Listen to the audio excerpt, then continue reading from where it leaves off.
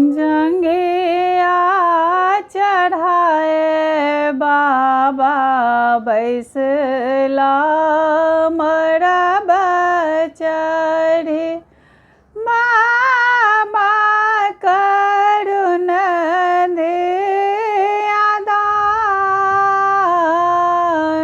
है। आहे बाबा करुण धियादान है। सिसकी रोबे मैया सुनय ना तुही बेटी हरल मोरा प्राण है।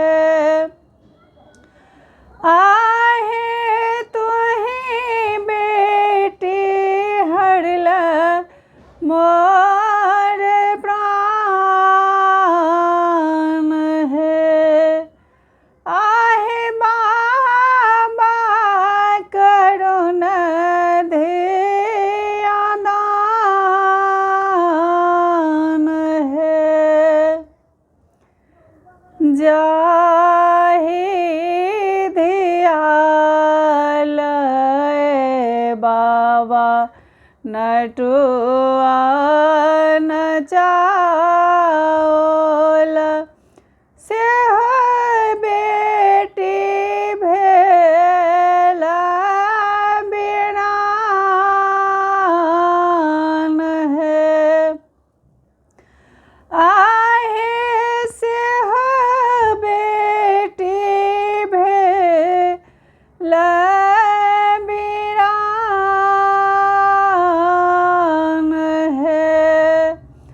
पर पंकज कहिलाल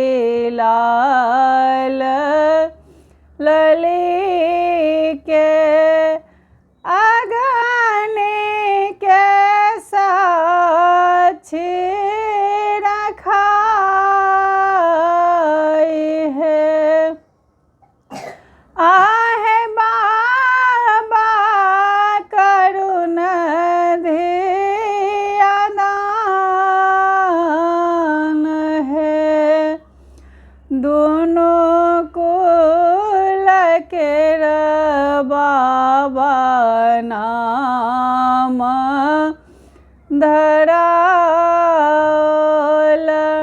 दोनों कुल के बाबा नाम धराओल। ब्राह्मण वेद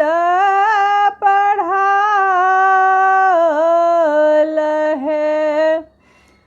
आहे ब्राह्मण वेद पढ़ाओल है। कनैते बाबा कल कन्यादान न सखी सब मंगल गाओ है। आहे बाबा करुण धियादान है। आहे बाबा करुण धियादान है। जंघिया चढ़ाए बाबा बैसला मरब चढ़ी बाबा करुण धियादान है। आहे बाबा करुण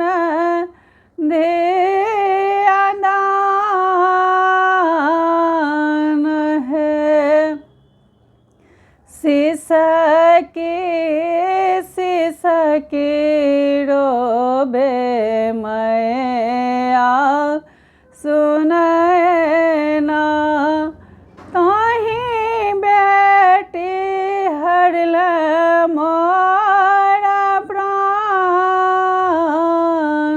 है आहे तू ही बेटी हरल मोरा प्राण है। हमार गीत अहाँ सबके नीक लागत तो हमार चैनल के अहाँ सब जरूर सब्सक्राइब करब और कमेंट्स में बताएब जे हमर गीत अहाँ सबके केहन लगैया। और जे सब नव नव छी हुनका सबसँ बहुत बहुत आग्रह है जे हमर मैथिली नीतू झा चैनल के सब्सक्राइब करू, लाइक करू।